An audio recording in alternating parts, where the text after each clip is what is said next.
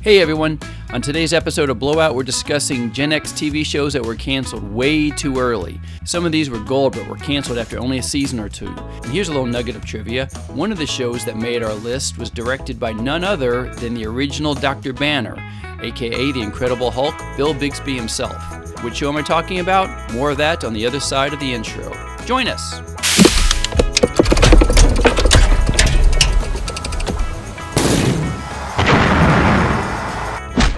All right, hey everyone, welcome back to Blowout and Dan for Three. I'm Eric. And I'm possibly Jeff. Today, we're going to be talking about something a little bit more sad. We've been thinking about the television shows that were high quality, highly entertaining, but just didn't get out of the box. They were cut short off in their prime. By golly, some of these should have had more than one or two seasons. Actually, what we'll see is some of them did get reincarnated or get a second shots later on down the road. But as far as the shows, nope. They got a season and then they shuffled off this mortal coil. So you ended up with one that was, or you ended up with some that got revisited later in life. Yep. Because so did I. Okay. All right. Well, let's see what we got. Maybe we got some overlap here. You want to kick us off? I know we have overlap. I'm certain we have overlap on at least one thing. Okay. All right. Well, you kick us off then. What was your first show that got cut down? I'm going to go. I'm going to count down to number one. Okay. All right. Let's do it. So my honorable mention, as I'm prone to do, because I have a hard time just narrowing myself down and following the rules. But my honorable mention had 5 seasons, and it was The Odd Couple with Jack Klugman.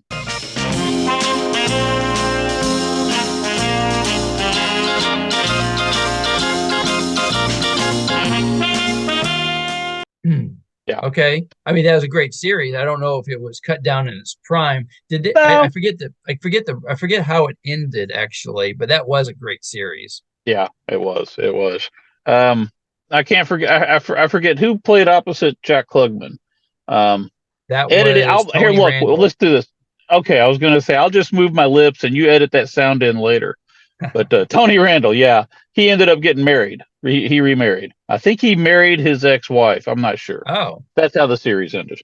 Okay. But anyways, okay. my number 3, which is actually how I greeted you when I called you today, was what's happening? Hey, what's happening? Wow, that was a good. You remember that?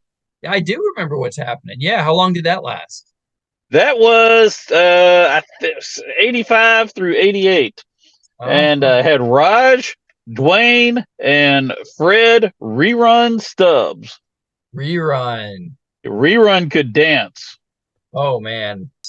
They were friends. They were always trying to make money. They were in high school. Raj had a little sister named Dee. She was always causing them problems. What's happening, man?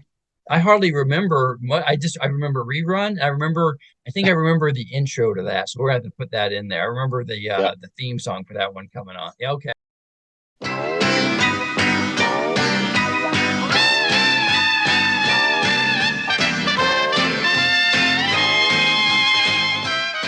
Okay, good. That's a good entry there. I'm going to kick off with and I brought this up before. My number 3 is Coltech The Nightstalker.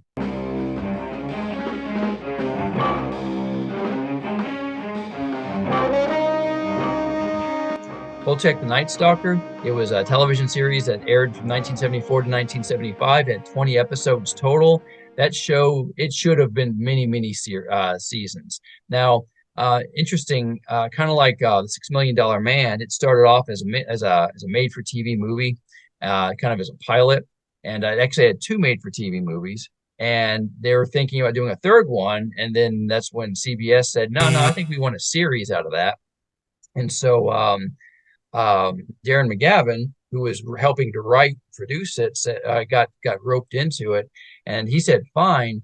but it kind of got mishandled throughout. It got rolled up into a late night slot on Friday nights to where nobody was watching it, and then they kind of tried to adjust and brought it back a little earlier on Friday, but that didn't work, so they moved it to Saturday, and next thing you know, nobody's watching it, and so after about 16 episodes, I think they canned it, and they held four of reserve. They had four episodes that they never aired, and it wasn't until 1979 that CBS just kind of played one of the episodes on their late night monster movie shows or something like that, and it got a really big reception. People just loved it again, and so they started re-airing it, running it in reruns and things like that. And but anyway, I'm sure most folks who are familiar with Gen X entertainment know about Coltech. But Aaron McGavin was just like the perfect guy for that role. He was but more importantly, he kind of helped inspire, the next generation because Chris Carter cited the Kolchak as one of the main inspiration for the X-Files. And Darren McGavin, season 5 of the X-Files, wound up playing a retired FBI agent. And a little bit of trivia for you.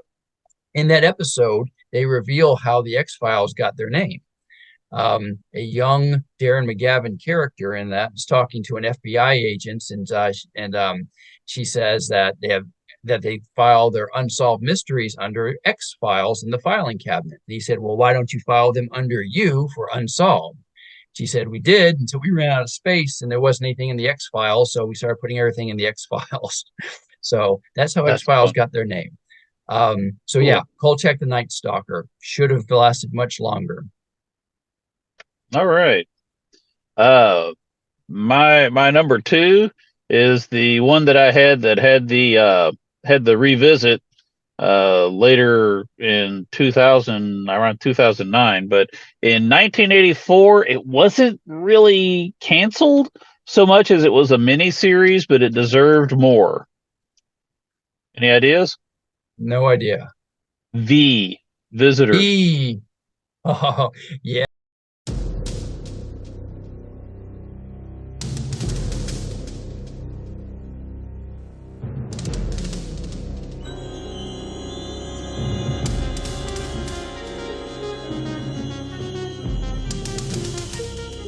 Yes. Yeah. Yeah, Yeah. yeah, they were V. a race of humanoids of human appearing to be people that came down in flying saucers and positioned themselves around the planet and were hovering over buildings, and they were here to help mankind and to make things better. And then a reporter found out that they were actually horned lizard people that ate live animals. And I think Freddy Krueger, what's his Yep. name? Yeah, Robert he was England. yeah, Robert England. That was Freddy Krueger. It wasn't Robert England.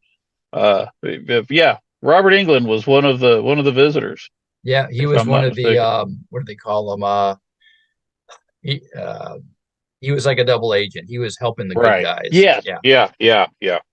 Yep. So And, that was in '84, and yeah. I always wanted that to really go on, and Well, that I started wanted off, it to come back. remember, there were two miniseries for V. There was V, and then there's another one called V Resistance or something like that. Then there was a television series that lasted 8, 10 episodes or something like that. So Yeah. it was, I think, 82, 83, then 84, I think was the series. And then after that, like you said, there's a reboot or something like that. I had completely forgotten about. I didn't even know that there was anything because, but yeah, That was a good. That was well that was done. really good. And I just actually read recently that I think the TV series aired a couple of months before Return of the Jedi. So they kind of crammed it in there so they could try to pull in the Star Wars. And it worked, I think. A lot of Star Wars fans, were drawn to that. So cool. Very good episode, very good series. Definitely deserved Yep. more life than that. So my number two is one that I think I kind of have to make a bigger argument for if you're familiar with it, but it was a show, Wizards and Warriors.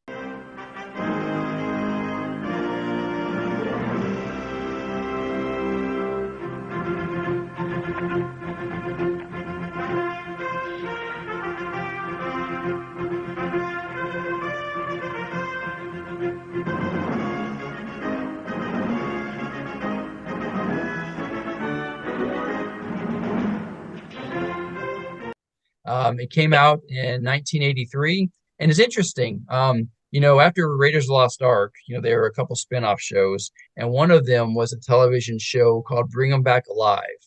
And Bring 'Em Back Alive didn't last but half a season. It got canceled pretty quick. Half an hour. And so they shoved Wizards and Warriors into that time slot, um, partially to take advantage of what they hope to take advantage of the kind of increasing popularity of Dungeons and Dragons, right? But it didn't really work. It got 8 episodes, but it was funny. It was so funny. It was a comedy fantasy for those of you who might not be familiar with, but as the name implies, Wizards and Warriors is it was like a fantasy setting, wizards, warriors, knights, all that kind of thing. You had two main characters, Eric Greystone, so I liked it because it had Eric, and the bad guy is named Dirk Blackpool. Dirk is a derivative of Derek, which is my brother's name. And so we just got a big kick out of that.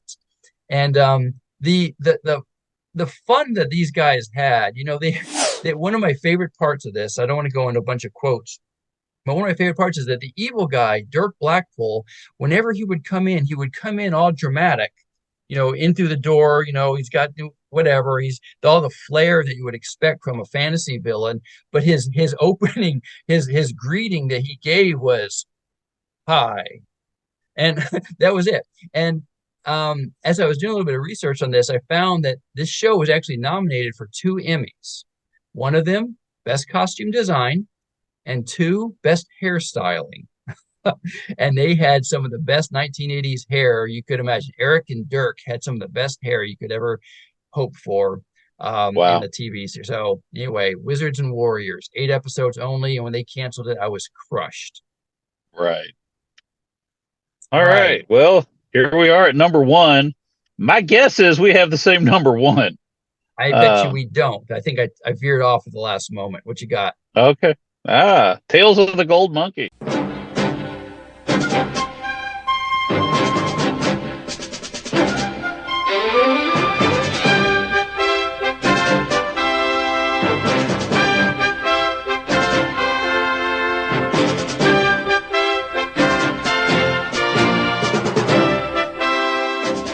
I do not have that. That was September of 82.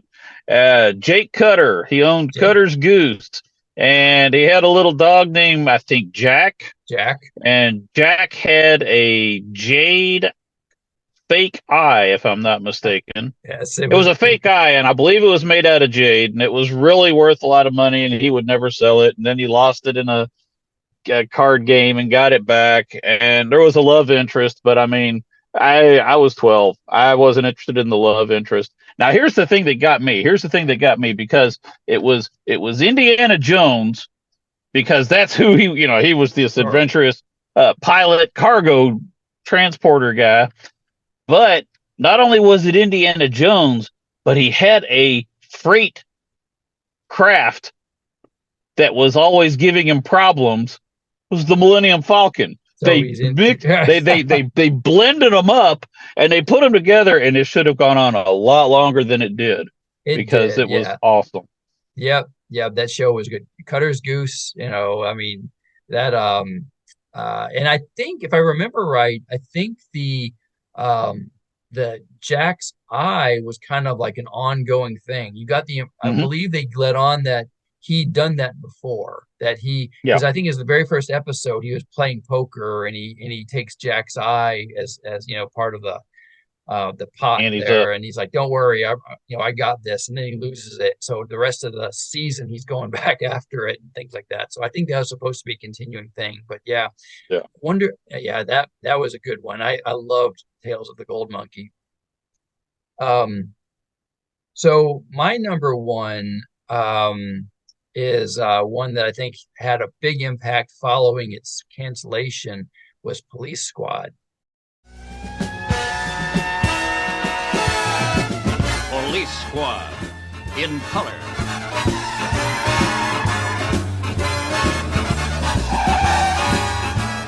Starring Leslie Nielsen.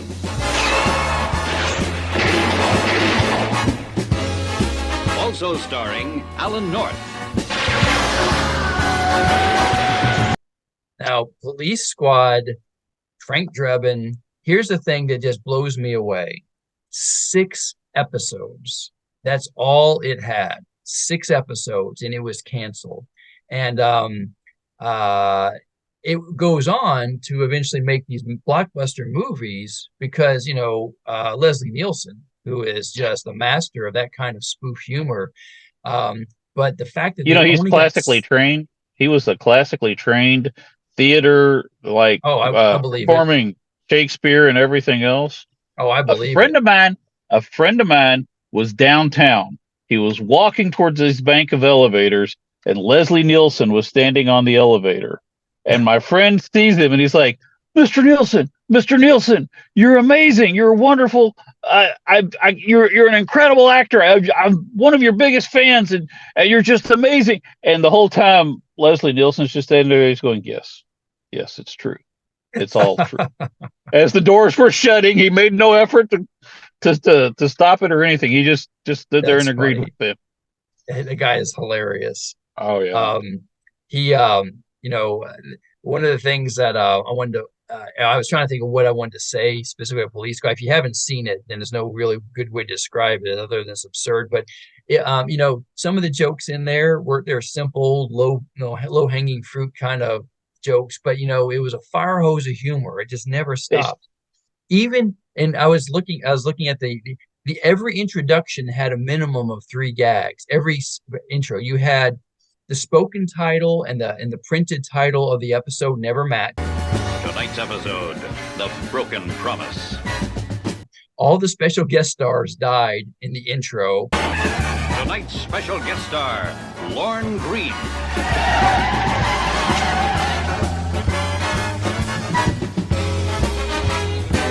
And every episode, Rex Hamilton as Abraham Lincoln. And Rex Hamilton as Abraham Lincoln.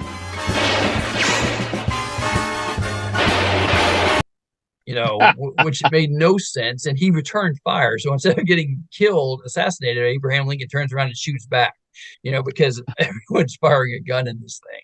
So it was a fantastic series. How it got canceled, it boggles the mind. There should be more for us to look back on. And then, of course, eventually you had the Naked Gun movies to kind of make some of that right. But still, that series should have gone on for many seasons. IMDb actually has a list of short seasons for the 70s and 80s, and there's over 250 entries on there. Most of those I had never heard of. I saw a couple that I would need to go back and look up because they seemed interesting. But give us a comment. Let us know what we missed, and maybe we can follow this up with another episode talking about other shows that were taken to us far too soon. Sounds good to me. All right. Well, thanks, Jeff, for the conversation, and everybody, thanks for joining us. And we will see you next week. Have a great one. Bye, everybody.